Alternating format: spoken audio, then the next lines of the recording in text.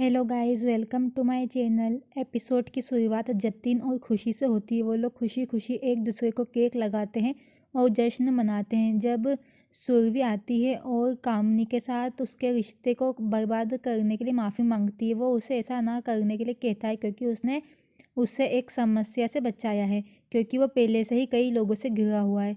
वो पूछती है कि ये क्या है। वो बताता है कि उसने उसे नहीं बताया, लेकिन बात यह है कि कंपनी ने फैसला नहीं किया था उसे मुंबई ले जाने का, जबकि वो उसका खुद का फैसला था, क्योंकि वो उसके बिजनेस में असफल हो गया है और वो उसे कैसे बचाएगा वो नहीं जानता। और वो कहता है कि वो वहाँ पे चली जाए।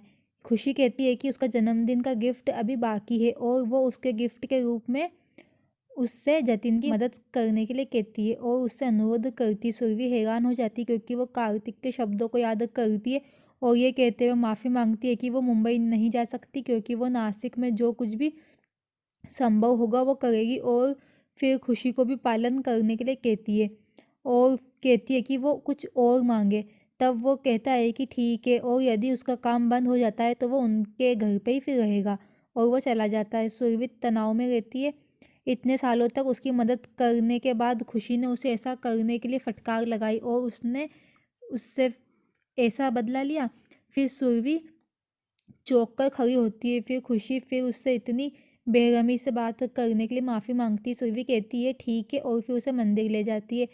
फिर मंदिर में सुरभि और खुशी जैसे ही मंदिर पहुंचते हैं वो देखते हैं कि वहाँ पे ब्लाइंड बच्चे पेन बेच रहे हैं। सुरभि हैरान हो जाती है और फिर उससे एक पेन लेती है और फिर पूछती है कि वो यहाँ क्यों है। वो कहता है कि वो ये पेन बेचने आए हैं ताकि वो अपनी स्कूल की फ़ीस जमा कर सके। खुशी उनसे एक जार ले लेती है और वो ये सोचते हैं कि किसी ने उनसे चुरा लिया है, लेकिन सुरभि कहती है कि ये उसकी बेटी है जो उन सभी को बेचने में उनकी मदद करेगी। वो सुरभि को फिर अंदर जाने और प्रार्थना करने के लिए कहती है, जबकि खुशी फिर सब गाड़ियों को रोककर उन्हें पेन बेचती है। फिर रास्ते में जब कार्तिक की कार आती है तो खुशी उससे पेन खरीदने के लिए कहती है, क्योंकि वो गरीबों के लिए पैसे कमाने के लिए पेन बेच रही है। वो पूछता है कि उसे क्यों खरीदना चाहिए और वो अंधी नहीं है तो वो ऐसा क्यों कर रही है। फिर वो कहती है कि वो पहले बोलता है और बाद में सोचता है। फिर उसे सुरभि की बातें याद आती है कि सुरभि भी ऐसे ही बात करती थी।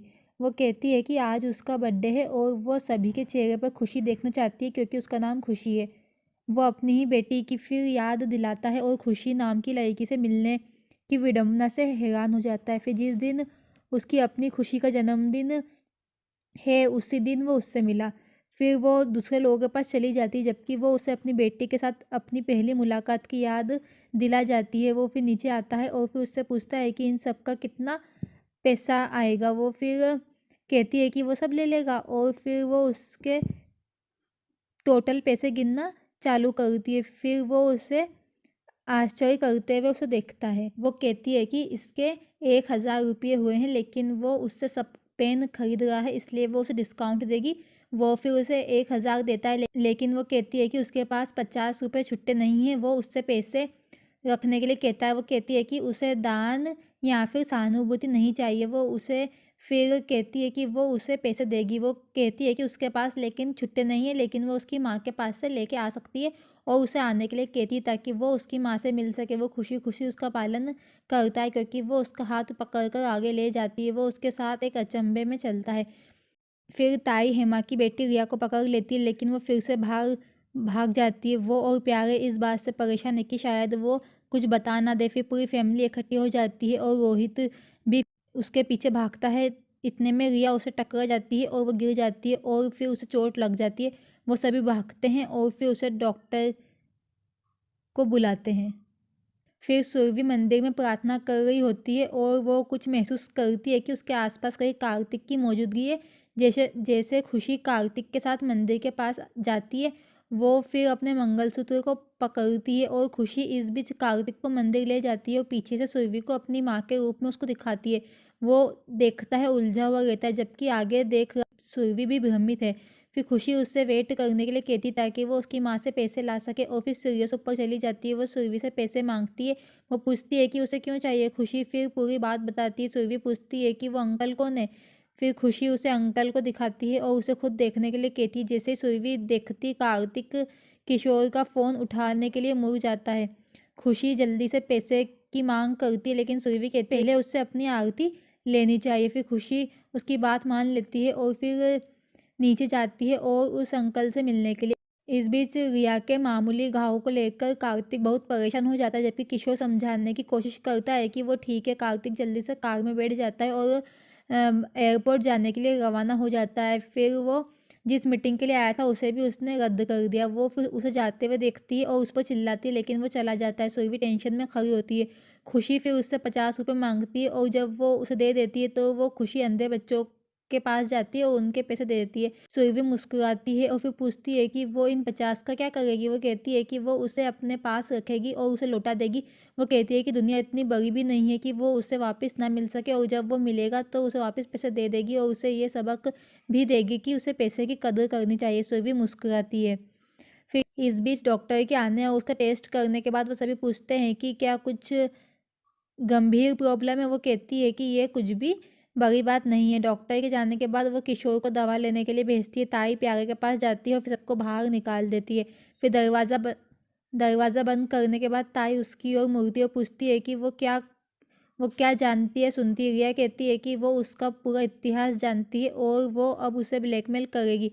ताई अचंभित होती है। रिया कहती है कि ब्लैकमेलिंग का कोई संबंध नहीं है और इसलिए उसे सख्ती से फैसला लेने की ज़रूरत है। ताई पूछती है कि उसे क्या करना चाहिए। रिया कहती है कि बहुत कुछ है, लेकिन अभी के लिए वो काफ़ी दौड़ चुकी है, इसलिए वो उससे उसके पैर दबाने के लिए कहती है। फिर ताई नाराज़ होती है, लेकिन उसकी बात मान लेती है। वो पूछती है कि क्या कुछ और है। रिया कहती है कि उसे किसी और चीज़ की ज़रूरत नहीं है, क्योंकि वो बहुत छोटी है, लेकिन उसे उसकी ज़रूरत है क्योंकि वो हमेशा उससे पैसे के बारे में बात करती। ताई हैरान हो जाती है। वो कहती है कि उसे हमेशा लगता था कि कार्तिक उसे पसंद है, लेकिन वो कहती है कि वो हमेशा उसकी पढ़ाई के पीछे पड़ा, लेकिन उसे वो पसंद नहीं। रिया पूछती है कि उसे क्या लगता है कि सिर्फ वो ही एक्टिंग करना जानती है। ताई पूछती है कि क्या होगा अगर उसे पता चलेगा कि उसका प्यार सब एक दिखावा है, जब वो उसे इतना प्यार करता है। रिया कहती है कि समस्या है। ताई उसकी फिर चतुराई पर मुस्कुराती है और उसे दुलारती है। जब वो टिप्पणी करती है कि वो उसे कार्तिया कहती है और फिर उससे कुछ और पूछने की कोशिश करती है कि कार्तिक का कोई भी नहीं है तो फिर उसका ये सब बिजनेस घर किसका होगा। रिया कहती है कि वो खुद इस सब पर राज करेगी। ताई उसे फिर वादा करने के लिए कहती है कि वो कार्तिक को अपना कोई भी बात नहीं बताएगी। रिया पूछती है कि क्या वो एक सौदा करना चाहती, जैसे कि वो नहीं करती तो वो किसी और चीज़ की गारंटी नहीं दे सकेगी। ताई सोचती है कि वो खुद से एक कदम आगे है। कंपनी के अधिकारी देश पांडे सुरभि के घर आते हैं और उसे इन्फॉर्म करते हैं कि मुंबई के ऑफिस वालों ने नासिक का ऑफिस बंद करने का मेल भेजा है। वो पूछती है कि मेल में क्या है। वो उसे बताता है कि नासिक का ये ब्रांच बंद होने जा रही है। वो चौंक जाती है। पूछती है क्यों। वो कहता है कि उसके पास कोई सुराग नहीं है और वो केवल आदेशों का पालन कर रहा है। वो कहता है कि उसे मेल मिला है और इसलिए वो उससे व्यक्तिगत रूप से बताने के लिए यहाँ पे आया है। वो फिर वहाँ से चला जाता है। जैसी सुरभि तनाव में बैठती है, खुशी कहती है कि इसका मतलब जतिन मजाक नहीं कर रहा था और ऐसे में उन्हें जतिन की मदद करनी चाहिए। खुशी उससे पूछती है कि क्या ये उसका नैतिक दायित्व नहीं है। वो ये भी कहती है कि वो कोई दूसरा गिफ्ट नहीं मांगेगी, लेकिन उसे मुंबई जाने के लिए भीख मांगती क्योंकि उसे केवल उसका समर्थन प्राप्त है। वो फिर उस टेंशन में रहती है।